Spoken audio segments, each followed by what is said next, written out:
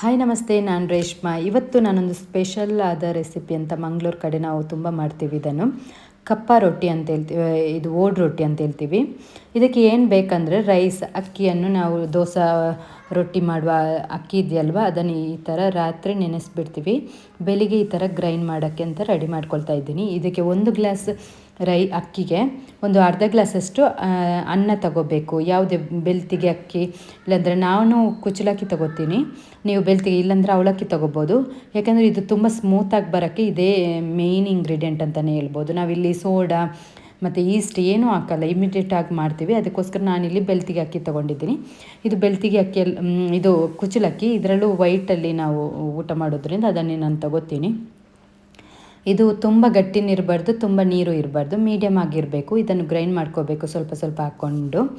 ಇದು ಮಂಗಳೂರಲ್ಲಿ ಸ್ಪೆಷಲಾಗಿ ನಾವು ಮಾಡ್ತೀವಿ. ಇದು ನೀವು ಮಂಗಳೂರು ಕಡೆ ಹೋದರೆ ಸಿಗುತ್ತೆ ಇದು ತಿನ್ನೋಕ್ಕೆ.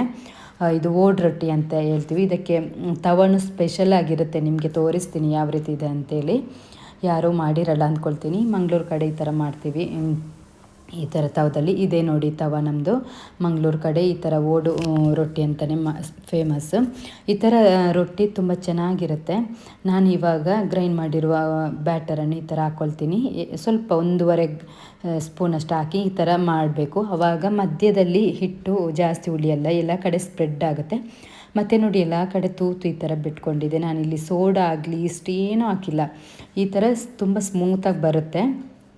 ಮತ್ತು ಊರಲ್ಲಿ ನಾವೇನಂದರೆ ಒಲೆಯಲ್ಲಿ ಮಾಡ್ತೀವಿ, ಗ್ಯಾಸಲ್ಲಿ ಮಾಡಲ್ಲ. ಅದು ಅಂತೂ ಇನ್ನೂ ಸ್ಮೂತ್ ಆಗುತ್ತೆ, ಯಾಕಂದರೆ ಬೆಂಕಿ ಎಲ್ಲ ಕಡೆ ಸೇಮಾಗಿ ಸ್ಪ್ರೆಡ್ ಆಗುತ್ತೆ. ಆದರೆ ಗ್ಯಾಸಲ್ಲಿ ಏನಾಗುತ್ತೆ, ಮಧ್ಯದಲ್ಲಿ ಸ್ವಲ್ಪ ಗಟ್ಟಿ ಬರೋ ಚಾನ್ಸಸ್ ಇರುತ್ತೆ. ಅದಕ್ಕೋಸ್ಕರ ಸ್ಪೂನಲ್ಲಿ ಸ್ಪ್ರೆಡ್ ಮಾಡಬೇಕು. ಆವಾಗ ಎಲ್ಲ ಕಡೆ ಸ್ಪ್ರೆಡ್ ಆಗಿ ಜಾಸ್ತಿ ಮಧ್ಯದಲ್ಲಿ ಹಿಟ್ಟು ಉಳಿಯಲ್ಲ. ಈ ಥರ ರೆಡಿ ಆಗುತ್ತೆ.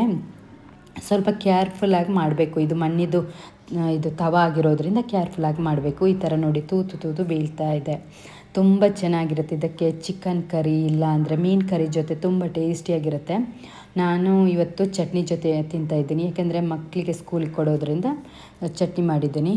ಈ ಥರ ಬಂದಿರುತ್ತೆ ನೋಡಿ, ತುಂಬ ಟೇಸ್ಟಿಯಾಗಿರುತ್ತೆ, ಇಷ್ಟ ಆಗುತ್ತೆ. ಇದನ್ನು ನೋಡಿ ಕಟ್ ಮಾಡಿ ನಾನು ತೋರಿಸ್ತೀನಿ ಯಾವ ರೀತಿ ಬಂದಿದೆ ಅಂತ. ತುಂಬ ಸ್ಮೂತಾಗಿ ಬಂದಿದೆ ನೋಡಿ, ಈ ಥರ ಬರುತ್ತೆ. ಅದಂತೂ ನೀವು ಒಲೆಯಲ್ಲಿ ಮಾಡಿದರೆ, ಬೆಂಕಿ ಊರಲ್ಲಿ ಮಾಡ್ತೀವಿ ನೋಡಿ ಹಳ್ಳಿ ಸ್ಟೈಲಲ್ಲಿ, ಅದಂತೂ ಇನ್ನೂ ಸ್ಮೂತಾಗಿ ಬರುತ್ತೆ. ಗ್ಯಾಸಲ್ಲಿ ಮಾಡುವಾಗ ಅಷ್ಟೊಂದು ಸ್ಮೂತ್ ಬರೋಲ್ಲ, ಆದರೂ ಟೇಸ್ಟಿಯಾಗಿರುತ್ತೆ. ಇವಾಗ ಸರ್ವಿಂಗ್ ಟೈಮ್. ಇದರ ಜೊತೆ ನಾನು ಗ್ರೀನ್ ಚಟ್ನಿ ಮಾಡಿದ್ದೀನಿ, ಇಲ್ಲಾಂದರೆ ರೆಡ್ ಕಲರ್ ಕೆಂಪು ಚಟ್ನಿನೂ ಮಾಡ್ಬೋದು, ಯಾವುದು ಚಟ್ನಿ ಮಾಡ್ಬೋದು. ಇಲ್ಲಾಂದರೆ ಮೀನು ಕರಿ, ಇಲ್ಲಾಂದರೆ ಕೋಳಿ ಚಿಕನ್ ಕರಿನೂ ಮಾಡಿದರೆ ತುಂಬ ಸಖತ್ತಾಗಿರುತ್ತೆ. ನಾವು ಬೆಳಿಗ್ಗೆಗೆ ಬ್ರೇಕ್ಫಾಸ್ಟಿಗೆ ಈ ಥರ ಮಾಡ್ತೀವಿ. ಆ್ಯಕ್ಚುಲಿ ಬ್ಯಾಂಗ್ಳೂರು ಕಡೆ ಎಲ್ಲ ರೈಸ್ ಐಟಮ್ ಮಾಡ್ತೀವಿ, ಅಂದರೆ ಚಿತ್ರಾನ್ನ, ಪುಳಿಯೋಗರೆ ಆ ಥರ. ಬಟ್ ಮಂಗಳೂರು ಕಡೆ ಡಿಫ್ರೆಂಟ್, ಅಂದರೆ ಅಕ್ಕಿಯಲ್ಲೇ ಮಾಡ್ತೀವಿ, ಆದರೆ ಸ್ಟೀಮ್ ಮಾಡೋದು ಜಾಸ್ತಿ. ಈ ಥರ ದೋಸೆ ರೊಟ್ಟಿ, ಅಕ್ಕಿ ರೊಟ್ಟಿ ಡಿಫ್ರೆಂಟಾಗಿರುತ್ತೆ. ಈ ಥರ ಓಡ್ ರೊಟ್ಟಿ ಮಾಡ್ತೀವಿ, ಓಡು ಪಾಲೆ ಅಂತ ಮಾಡ್ತೀವಿ. ಬೇರೆ ಬೇರೆ ವೆರೈಟಿಯಲ್ಲಿ ನಾವು ಗ್ರೈಂಡ್ ಮಾಡಿನೇ ಮಾಡ್ತೀವಿ, ಅಕ್ಕಿ ಹಿಟ್ಟಲ್ಲಿ ಮಾಡಲ್ಲ.